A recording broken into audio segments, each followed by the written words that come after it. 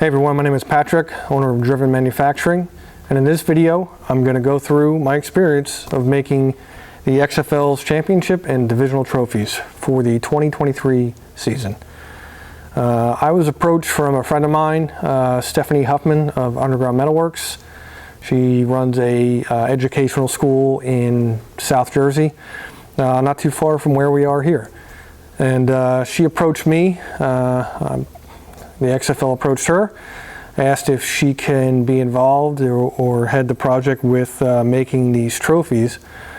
And I guess originally she thought it wouldn't be much involved in CNC machining. But again, after looking at everything, she reached out to me, and I got right to work. I got right on board and said, okay, yeah, no problem. So the XFL supplied us with, I think, some pictures and basic drawings. There was nothing really definitive on size or anything else like that, but it was their original idea. Myself or Stephanie didn't have any input on the design of it, just bringing it to life. So I got started on doing a 3D model on Fusion 360, and presented it to them, and they approved it. We got started pretty much right away. We had a very tight window of getting one of the championship trophies done and to get it ready for filming. So the XFL wanted to film for the documentary Player 54, and they filmed a day here in my shop and a day in Stephanie's shop. And they did some interviews. Most of the stuff here was very basic, with just filming the processes of machining some of the parts, which I'll get into, a little detail on what had to happen with these. And so that was 2 days, a lot of work, and we made it with a couple little side steps, but we got to the point where we got that filming done. And then shortly after that, we had to get the North and South divisional trophies shipped out. Completed and shipped, which happened on time. They had to get down there for the games, and so went back to it, got these where they needed to be. I actually got this one back. This one was actually up at ESPN in Connecticut, and they were filming some promotional stuff for the championship game. And we had the other trophies still being made that had to get sent down to Arlington, Texas, or in Texas for the championship game. And that was with, I believe, the DC Defenders and the Arlington Renegades, which happened to take the championship, the Renegades. So we'll start off with the trophy. Here with the championship trophy, we got we have the football. And originally I think the idea was to do it out of aluminum because it would be quick and easy. And my thought originally going into it was making it out of 2 pieces, and on the 4th axis CNC machining it and getting them chromed and put together. Chroming, we were at least a month out, so that was a non-starter to get 4 of these footballs back in that time frame. It's just not going to happen. So I made a decision, hey, let's do them out of stainless steel. We'll cut out each individual piece. So I went ahead and broke down the model into 6 individual ribs, as you see here. It's 304 stainless steel. Cut them out of 3/8 plate stock. Wound up doing it on our VF3 over there, CNC mill. And each individual one got polished and sanded and polished. And I think you achieved the same look, so it came out pretty well.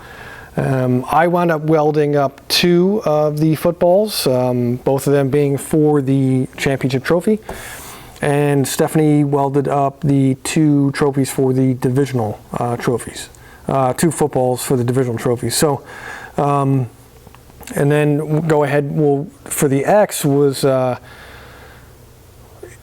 that difficult. I think the hardest part was anodizing, because we were testing colors out, and we thought they wanted like a bronze look to it, but the bronze color we got was, for anodizing, was like a red. It was terrible.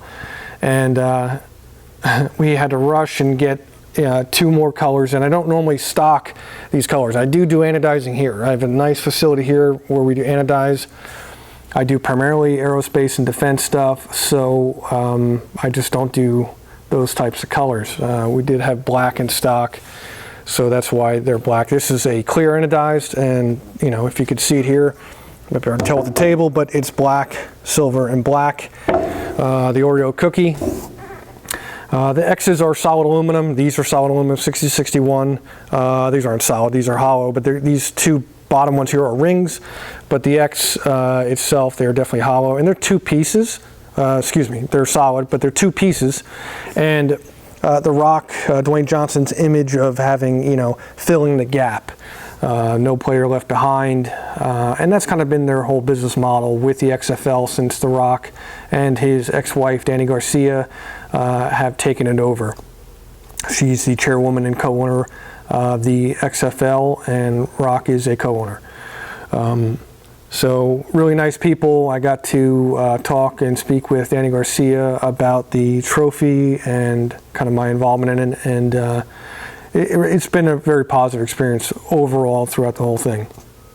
A little difficult doing the X and just machining it. Some portions, since there was so little, it wasn't worth doing any kind of manufacturing or fixturing.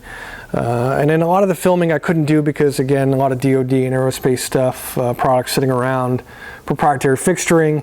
So there's stuff like that I couldn't really film in process of doing this stuff. The XFL and ESPN were here filming. At that point I had cleaned everything up and kind of hid everything. So sorry about that, but there might be some small clips I have out there on different platforms, but overall, real positive experience. We're waiting to get the other championship trophy and the 2 divisional trophies so that I can engrave them, and then we'll get them cleaned up and we'll get them sent back to them. Future work for them, I hope the XFL stays around for a while. Will be very little, but I will try to provide some of that content there. I know this is kind of long form. I'm not really good at the whole content creation, but just kind of my experience with making the trophies. Everything was done here in this facility here for all 4 trophies, 2 championship, 2 divisional trophies. The divisional trophies are really cool, I think. They don't have the X and they're not stacked. They do have the same size football. The Southern Division trophy is a black base with the same engraving here. And the North Division is a football with a silver base with black lettering, which was kind of cool because I anodized the whole thing and then painted into the black lettering and then kind of cleaned up any overspray to make it look the way it does. And check it out, you can look at it. It's a silver base with a chrome football for the North Division. And this is hollow here. So the whole thing only weighs like 27 pounds for one of these. Divisional trophies much less. And yeah, so hopefully we'll get everything back and get it out. I'll try to get some more content, maybe get a picture of all of them together. I think it would look pretty cool and post on social media. Instagram is the Everyday Machinist or Everyday Machinist. And same with YouTube, the Everyday Machinist on YouTube, where this is going to be on. And yeah, so hopefully I try to get as much explanation in this video of making it. I'll tell you what, it was not fun doing these, and I just say that from a mental standpoint, because you know they're anodized. They have to go into the 4th axis to get engraved, and it was very tensious as the producer's here. He's filming. He's trying to do what he needs to do. He's nervous for me, and but Sean, he was a really cool guy, and I loved every second of it. But we got it done because it was one of the sticking points for filming here was getting the actual footage of us engraving this XFL lettering into the first base. So it was just, you know, you don't want to really mess that up. So it was a very challenging but fun experience overall, and I really enjoyed it. Hope you guys enjoyed this video. Like, comment, subscribe. Please subscribe, comment, share, and nobody cares, work harder. Thanks, everybody.